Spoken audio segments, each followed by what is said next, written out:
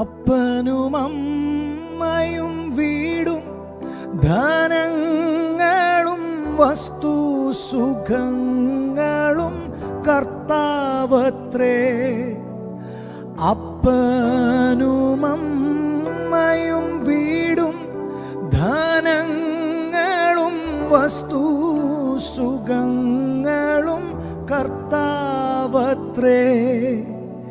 പൈതൽ പ്രായം മുതലിന്നേ വരെ എന്നെ പോറ്റി പുലർത്തിയ ദൈവം മതി.